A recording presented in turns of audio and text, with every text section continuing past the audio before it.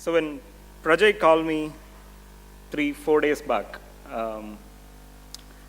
about this opportunity to speak in SSN, I really wanted to. But then there is this other side, this fear of speaking in front of a crowd, and your ear goes all cold. And I was trying to figure out, okay, what is the excuse I can come up with, right, to not talk. And then I decided to shut that suitcase up full of excuses and said, yes, right? So here I am to share my journey. And then I see you guys, right, organizing a beautiful event. And up to this part of the journey in your life, there have been instances when there have been a lot of decisions made, hopefully most of them by you, right? But we also know our control freaks, right, who want to make the decision with us, right? Parents who love making decisions for us, right? We have been through that, right? And then comes the point when you get out of college and you start making decisions yourself for your life. And that's going to be the most interesting part, where you start owning up decisions, and then even when you're just getting out of college, there are so many things that are in front of you, right? Should I join a company? Should I be joining a big company or a startup? Should I be starting up myself, right? Do I need experience before starting up? And so many questions in front of you, wondering which path to take, or should I go for higher studies, right? And then start up later, maybe. So many decisions in front of you. So I want to take this moment to actually share 3 specific instances when in hindsight, in my experience, what I feel were the most impactful instances when I made decisions which helped me actually go through this journey, whatever it is, right? And hopefully you will learn something from that. So, early Jan, I think 2002, fresh out of college, I joined this company, a small company which is not even a software company, for a salary of 3,507 rupees. And it's actually a company that used to do online auction for excess inventory, but having great relationship with public sector unit companies. And here I was actually fresh out of college with some coding skills, be computer science grad, showing off my skills to my CEO there, right? And 1 week into it, and then he starts dragging me, we hop into a Wagoner every day at 7 a.m. and then we go to this public sector unit and in Bangalore, and we keep watching what is happening in the contracts department.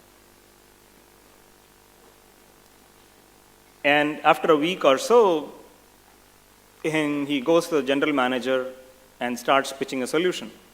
He says, okay, so I've been watching the process of what's happening in your office, and I think I have a solution for a problem that you're facing, which is e-governance was a buzzword at that time. So we said, okay, what if I can cut down, you're spending 1,000 reams of paper, printing all these tender documents, distributing it to a lot of people. So what if I could cut that in half? I have a software which can do it for you. And the general manager was jumping off his seat. So he was very excited. He said, that's wonderful, right? I would love to see the demo. Then Jagan turned and said, Krish, when do we show the demo? And first time I'm hearing the idea. And I said 4 weeks.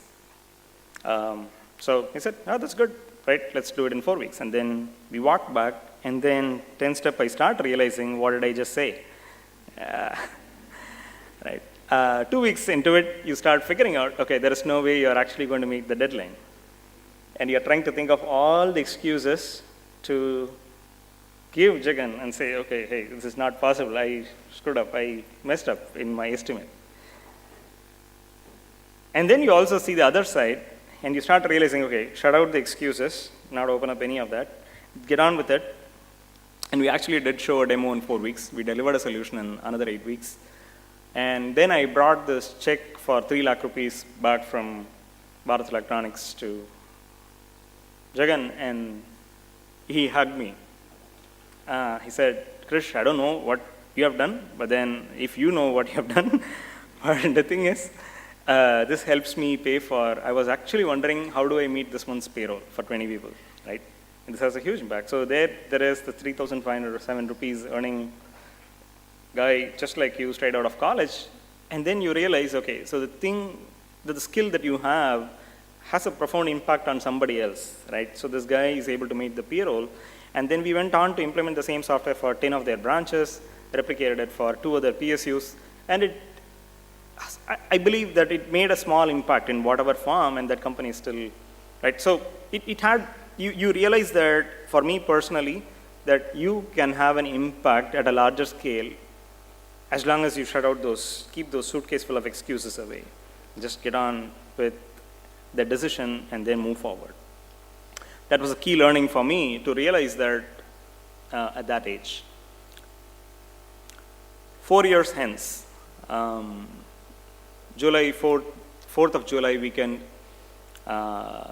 in US, Independence Day weekend, pretty much most of us who are actually on travel, who actually work there, we tend to go out sightseeing. I'm driving this 15-seater van from New York to Washington at 1:30 a.m. in the night.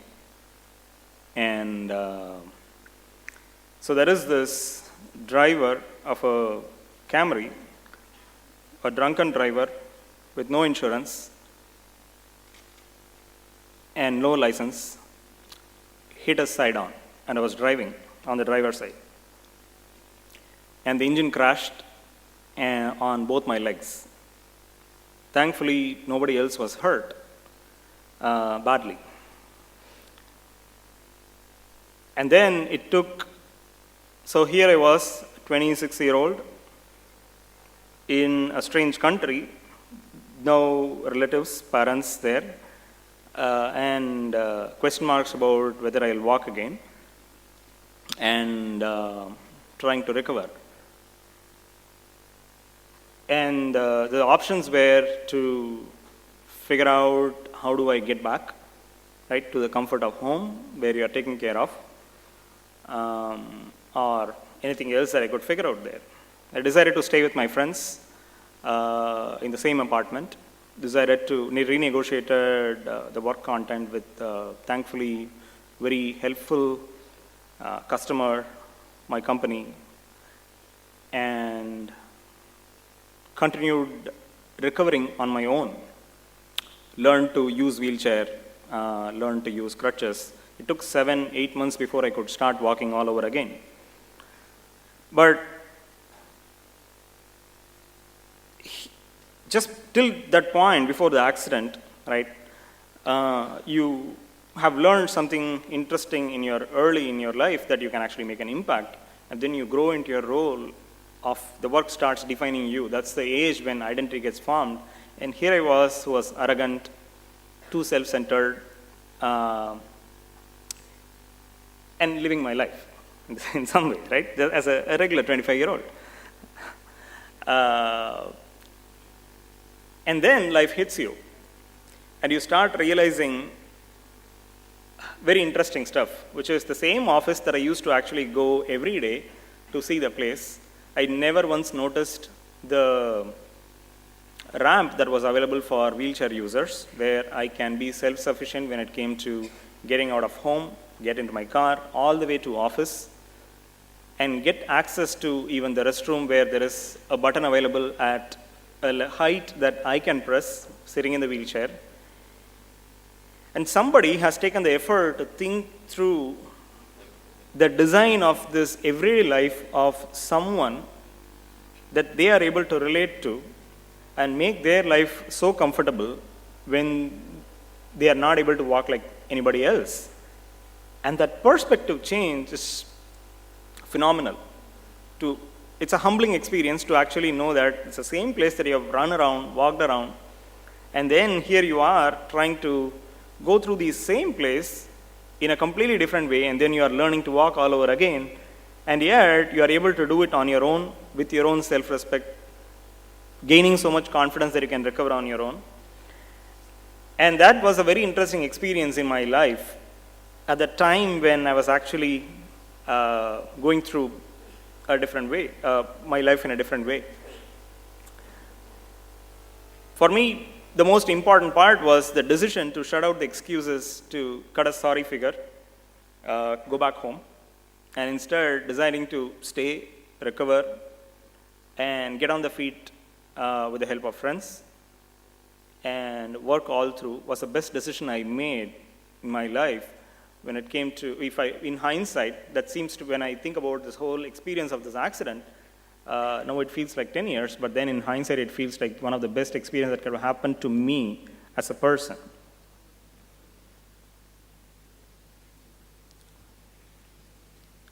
Then, few years hence, we started up. Wanted to start with a bunch of friends, mid-2011.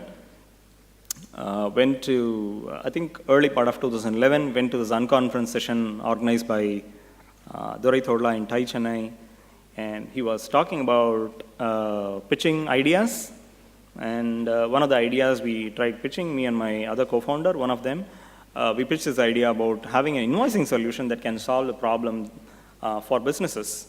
So a lot of businesses, every business needs to collect money, and everybody needs to collect money online. If that is the case, then what if we can have a solution that plugs in, makes their life easy? And he said, Krish, you guys should start up, looks like, so that out of the 25 people, 10, 15 people said, I would love to have the solution. When he asked for a poll, and he said, okay, looks like a lot of people here want the solution. Why are you not starting up? Then over the weekend, I went back home, convinced my wife, convinced my father-in-law, and quit. And on Saturday, this happened. Monday morning, I had resigned. And the ball got rolling where everybody else had started. So here I was on a personal front, so I was the only one who was married, had a kid, 1-year-old, with a safety net of thinking, okay, I have 10 years of savings that I accumulated, hopefully good for another couple of years before we figure it out. And then the journey started. And interestingly, what they say about startup life is true, which is everything that you think, plan for, that you will do in 6 months will take 1 year. Anything that you think will take 1 year is going to take 2 years. And then your savings will actually be dwindling at double the rate. And then you start realizing, you watch your bank account, because till that point, every month you're in a comfortable job with your golden handcuff, right? You earn like $1 lakh a month that comes in your bank, hits your bank, you're in safe spot.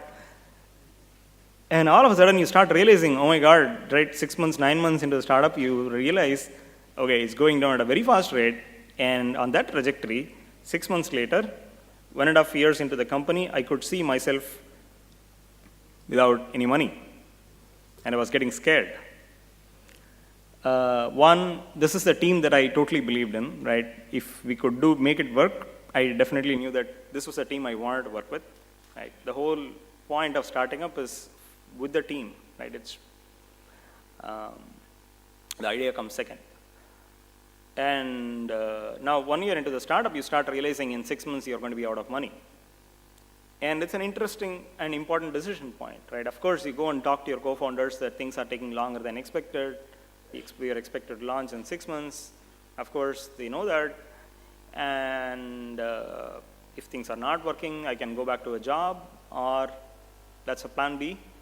Or you tell them, can I work part-time, help you guys, maybe later I'll join. And they would understand, right? It's very easy to open that suitcase full of excuses.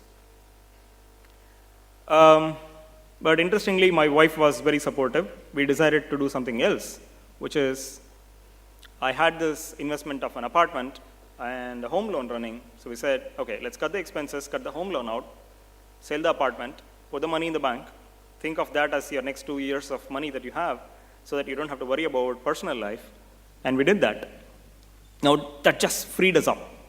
in terms of not having to worry about the next 2-3 years of life. You say, okay, so there's at least enough money in the bank, right? We'll figure it out. Still young, you can earn it back later, if that is what it is, but you don't get the opportunity twice to start up with this kind of a team. So on a personal front, decided to just move on and make that decision.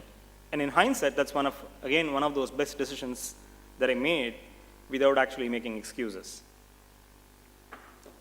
So 4 years since, we are still building the company with 70-member team, I think 68, 70-member team, building a global company with people in San Francisco and now in San Francisco, and then pretty much most people in Chennai, and having customers in 48 countries, and we are pretty proud of the journey, right? It has been a very rewarding journey to go through.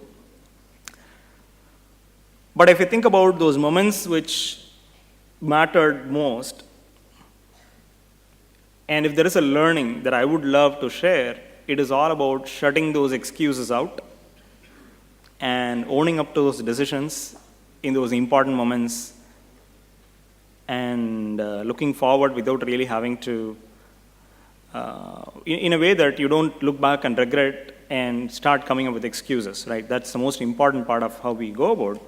And I think that has been the most important aspect that I would say is a key takeaway, if there is one for you guys. Thank you so much.